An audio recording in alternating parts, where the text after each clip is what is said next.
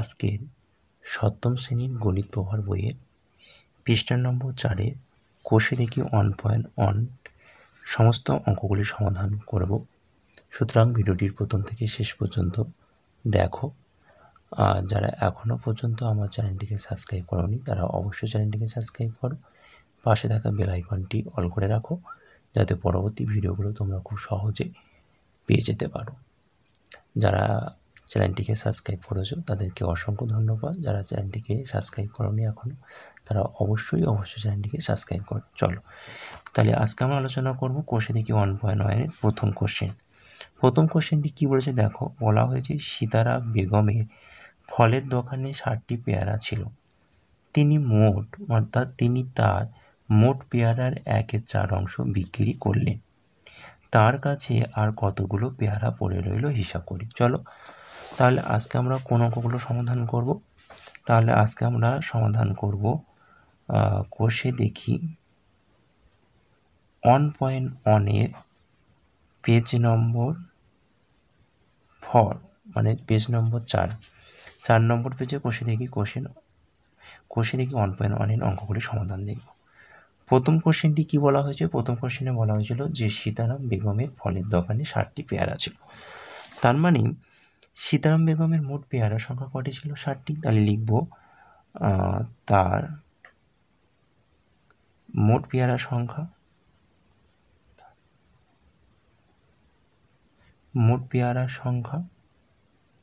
কটি ছিল না 60টি। কি বলেছে? যা প্রশ্নে বলা হয়েছে যে তিনি তার মোট পেয়ারার 1/4 বিক্রি করেছেন। তাহলে লিখে দিতে হবে যে মোট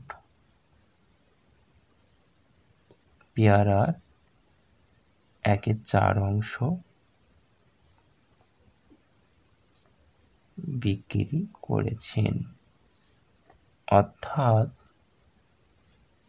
তাহলে মোট পেয়ারার 4 বলেছে, তাহলে 60 গুণ 1/4 কাটাকুটি করো, 4 60-এ কাটাকুটি করলে হবে 4 15 60, 15-এর সাথে 1 গুণ করলে হবে 15।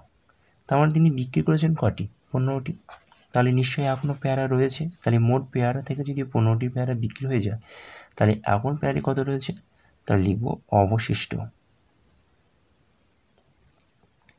অবশিষ্ট পেয়ারা।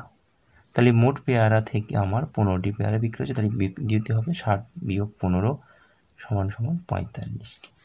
তাহলে উত্তর লিখব যে তার কাছে কতগুলি পেয়ারা পড়ে রইল। তাহলে উত্তর লিখব যে তার কাছে 45টি পেয়ারা পড়ে রইল। হয়ে গেল। এবার তোমরা দেখো 2 নম্বর প্রশ্নটি কি বলেছে। 2 নম্বর প্রশ্নে বলা হয়েছে যে মা আমাকে 60 টাকার 5/6 এবং দাদাকে 45 টাকার 7/9 দিয়েছে। বলেছে যে মা কাকে বেশি টাকা দিয়েছে হিসাব করে দেখি। চলো অঙ্কটি সমাধান করি আমরা। তাহলে প্রথমে বলেছে মা আমাকে 60 টাকার 5/6 দিয়েছে। তাহলে লিখবো এরকম, মা আমাকে দিয়েছে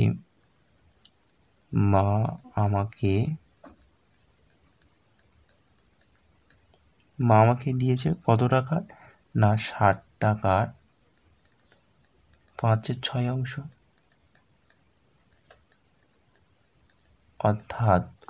অর্থাৎ কত টাকা? না অর্থাৎ 60 গুণ 5/6, 6 60 কাটাকুটি করলে 10 বাদ যাবে, 5 10-এ 50 টাকা। তাহলে মা আমাকে দিয়েছে 60 টাকার এত অংশ, অর্থাৎ কত টাকা দিয়েছে? নিশ্চয়ই 50 টাকা দিয়েছে। এবার দেখো, এবার লিখবো যে মা দাদাকে দিয়েছে কত টাকা? না 45 টাকার কত অংশ? 7/9। অর্থাৎ লিখব কি 45 গুণ 7/9। তাহলে 9 45-এর কোটে করে যাবে, 5 বাদ যাবে, 5 রং 45, তাহলে 5 7-এ 35 টাকা। তাহলে দেখো তো মা আমাকে দিয়েছে কত টাকা? 50 টাকা। মা দাদাকে দিয়েছে কত টাকা? 35 টাকা। তাহলে কাকে বেশি দিল? তাহলে আমাকে নিশ্চয়ই বেশি দিয়েছে। তাহলে লিখব মা আমাকে বেশি টাকা দিয়েছে। হ্যাঁ, এবার তোমরা দেখে নাও 3 নম্বর প্রশ্নটি। 3 নম্বর প্রশ্নে বলা হয়েছে যে গণেশবাবু 3 দিনে একটি কাজের যথাক্রমে 3-এর 14, 4-এর 7 ও 1-এর 21 অংশ শেষ করেছে। তিনি 3 দিনে মোট কত অংশ কাজ শেষ করেছেন এবং এখন কত অংশ কাজ বাকি আছে? তাহলে প্রথমে আমরা বার করি যে গণেশবাবু 3 দিনে মোট কতটি কাজ করেছে, কত অংশ কাজ করেছে। তাহলে লিখব যে গণেশবাবু 3 দিনে মোট কাজ করেছে। এইটা আমরা পড়বো, এইটা প্রথমে আমরা বার করব। তাহলে যোগ করো 3-এর 14 যোগ 4-এর 7 যোগ 1-এর 21 অংশ। ঠিক আছে, এই যে 7 এবং 14, 7 এবং 21, এটাকে যদি আমরা লসাগু করি, দেখো 14, 7 এবং 21 নিশ্চয়ই প্রথমে 7 দিয়ে যাবে, 7 14-এর মধ্যে দুবার, 7 7-এর মধ্যে একবার, 7 21-এর মধ্যে 3বার, আর যাবে না। তাহলে গুণ করব 7 গুণ 2 গুণ 1। তাহলে এটাকে লসাগু করলে কত হবে না, 3 7 21, 21 আর 7, আচ্ছা 3 7 21, 21 দিয়ে 42। তাহলে লসাগু কত হলো 42। তাহলে 14 42-এর মধ্যে কবার যায় বলো, 3বার যায়। তাহলে 3-এর সাথে 3 গুণ করলে হবে 9। 7 42-এর মধ্যে কবার যায় 6বার। তাহলে 4-এর সাথে 6 গুণ করলে 4 6 24। 21-এর সাথে 42 ভাগ করলে হবে কবার যায়, নিশ্চয়ই 2বার। তাহলে 2-এর সাথে 1 গুণ করলে হবে 2। তার মানে এটা অংশ হবে। তাহলে মোট যোগ করলে কত হবে 9 2 11, 11 আর 24 যোগ করলে হবে 35, অর্থাৎ 35। তাহলে 35/42 অংশ। কাটাকুটি করা যাক, 7 দিয়েই যাবে, দেখো 5 7 35, 6 7 42, তাহলে 5-এর 6 অংশ। তাহলে গণেশবাবু 3 দিনে মোট কাজ করেছে কত অংশ, 5-এর 6 অংশ, কিন্তু সম্পূর্ণ কাজটা করেনি। তাহলে সম্পূর্ণ কাজটি করতে কত অংশ বাকি আছে কোশ্চেনে জিজ্ঞাসা করেছে, তাহলে কত অংশ কাজ বাকি আছে। তার মানে তিনি মোট কাজ করেছেন 5-এর 6 অংশ, তাহলে বাকি আছে কত। তাহলে এখানে আমরা ধরবো যে অবশিষ্ট কাজ। কি লিখব, অবশিষ্ট কাজ বার করবো। তাহলে অবশিষ্ট কাজ আমরা কি ধরে নেব, 1 বিয়োগ 5-এর 6, এত অংশ। ব্র্যাকেটে লিখে দেবো সমগ্র কাজ 1 অংশ ধরি, সমগ্র কাজ 1 অংশ ধরি, এটা আমাদের লিখে দিতে হবে। ওকে, দেখে নাও। তাহলে কি করব না, আমরা 1 অংশ ধরে নিলাম।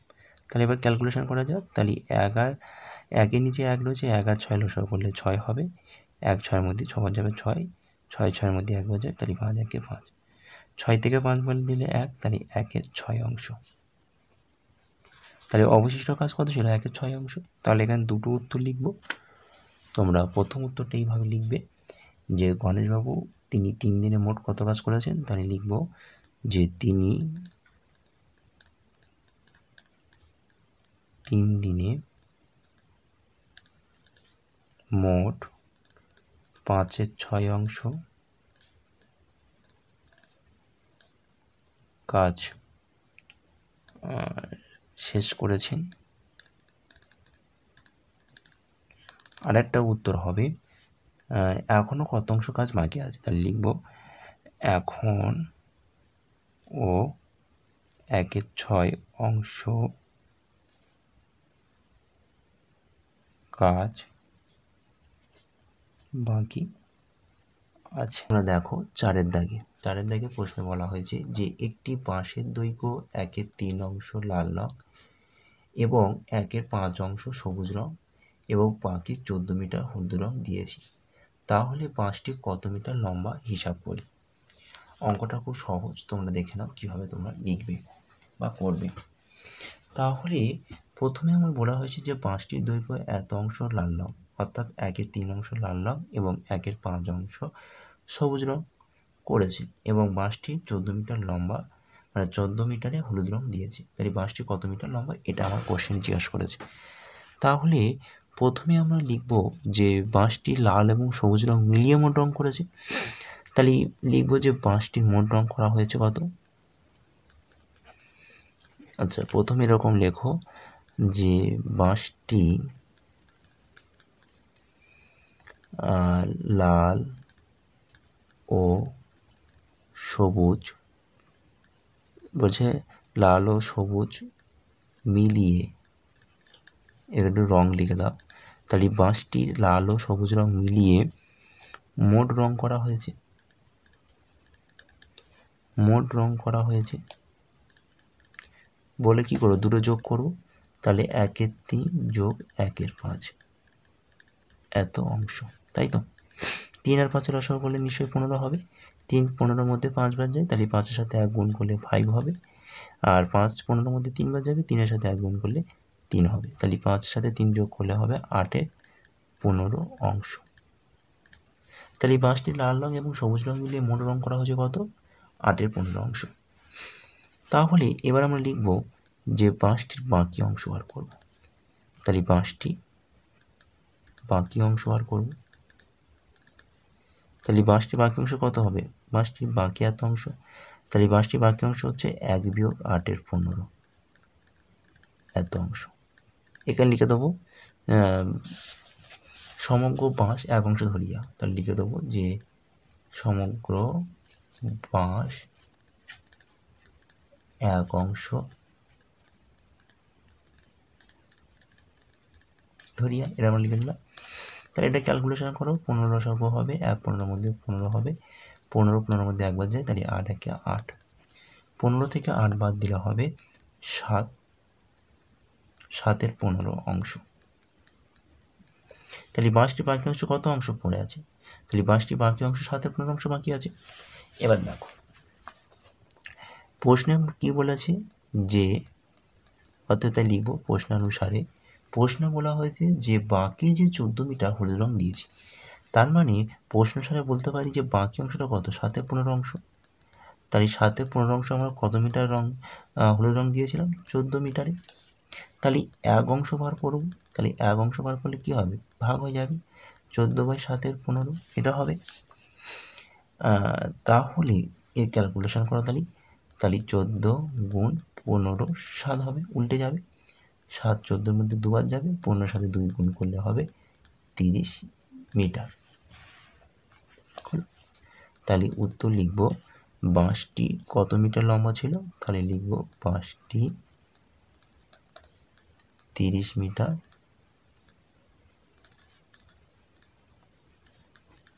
লম্বা ছিল।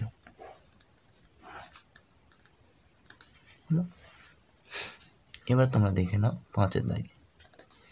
5-এর দাগে তোমাদের প্রশ্নটি বলা হয়েছে একটি খাতার দাম 6.50 টাকা হলে 15টি খাতার দাম কত হবে। খুবই ইজি অঙ্ক, তার মানে একটি খাতার দাম বলা হয়েছিল 6.50, এরকম কটি খাতা কিনবো, তাহলে 15, তাহলে আমার অঙ্কটা কী করে দিতে হবে, গুণ করে দিতে হবে।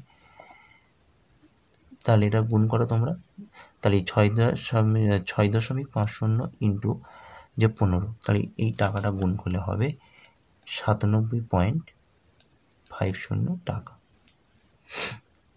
দেখো 15 0 0, তাহলে 0 হলো, 15-এর সাথে 5 গুণ করলে 5 15 75, 5 হাতে 7 বসে গেল, 6 15 90, আর এই সাথে যোগ করলে হবে 97, তাহলে 9755 টাকা।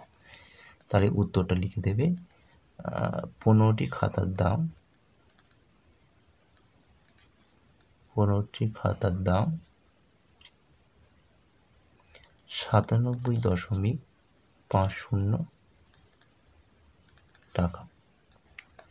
6-এর দাগে দেখো, 6-এর দাগের প্রশ্নে বলা হয়েছে যে একটি বাক্সে 12টি চিনির প্যাকেট আছে, প্রতিটি প্যাকেটের ওজন 2.84 কিগ্রা হলে বাক্স এবং প্যাকেটগুলির মোট ওজন 36 কিগ্রা হলে হিসাব করে দেখি বাক্সটির ওজন কত। অঙ্কটা একটু সহজ, তোমরা দেখে নাও। এইভাবে লিখবে যে প্রতিটি প্যাকেটের ওজন দেওয়া রয়েছে, তাহলে লিখব যে প্রতিটি প্যাকেটের ওজন সমান সমান 2.84 টাকা। এরকম কত প্যাকেট আছে না 12টি। তাহলে 12টির প্যাকেট ওজন বার করতে গেলে না নিশ্চয়ই কী করবো, গুণ করে দেবো। তাই 2.84 গুণ 12 টাকা। তাই 2.84 সাথে 12 গুণ করলে হবে 34.08। আচ্ছা, টাকা নয়, এটা তোমাদের ছিল কিগ্রা।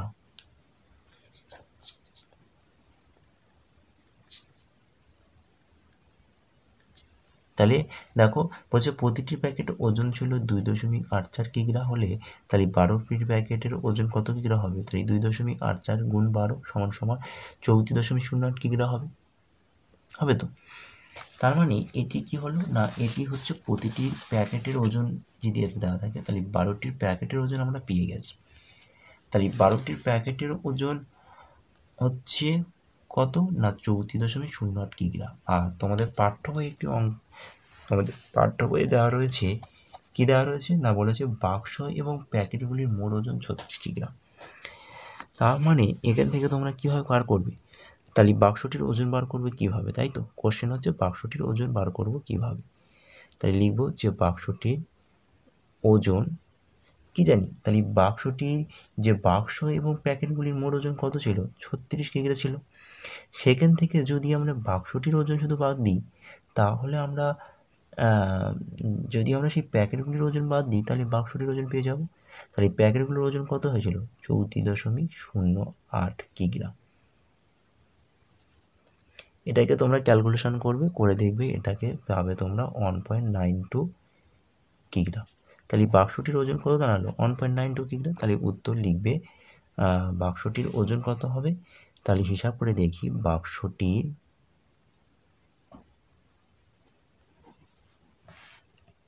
তোমরা উত্তর লিখবে যে বাক্সটি ওজন 1.92 কিগ্রা। তোমাদের ভিডিওটি খুব বড় হয়েছে, সুতরাং ক্লাসটি আমি এই পর্যন্ত শেষ করলাম। ভিডিওটি ভালো হলে অবশ্যই লাইক কমেন্ট শেয়ার করো। তোমাদের পরবর্তী ভিডিওতে 7 এবং 8 নম্বর এই দুটো দাগের অঙ্কগুলো সমাধান করে দেবো। ততক্ষণে তোমরা ভিডিওটি বারবার দেখো এবং তোমাদের বন্ধুদের কাছে বেশি বেশি করে শেয়ার করো। তোমরা লাইক কমেন্ট করে শেয়ার করো এবং চ্যানেলে নতুন হলে অবশ্যই চ্যানেলটিকে সাবস্ক্রাইব করো। আজ এই পর্যন্ত, টাটা, বাই বাই, ভালো থেকো, সুস্থ থেকো।